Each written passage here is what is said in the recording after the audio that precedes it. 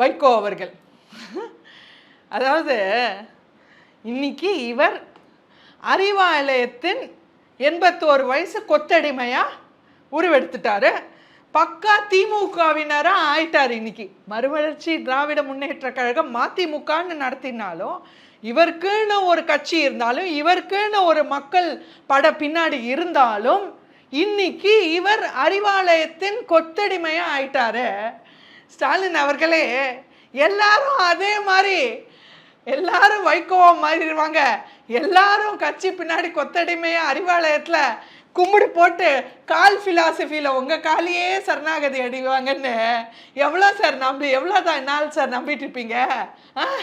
நீங்க வைகோ இன்னைக்கு ஒரு கட்சியின் தலைவர்னு சொல்லிட்டு இன்னைக்கு ஒரு தொண்டன், திமுகவின் தொண்டனா செயல்படுறாரு.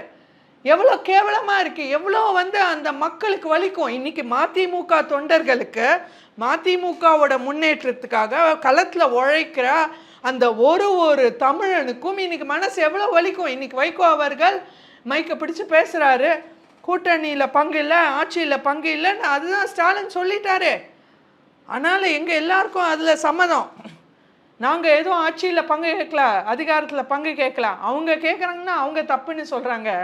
இன்னைக்கு வைகோ அவர்கள் தன் நிலை மறந்து தான் ஒரு தலைவர், தான் ஒரு கட்சி நடத்துறோன்னு மறந்து பேசுறாரு. இது அவர் மதிமுகக்கு அழிக்கிற துரோகம் இல்லையா? இது அவர் மதிமுக தொண்டர்களுக்கு இழைக்கிற துரோகம் இல்லையா?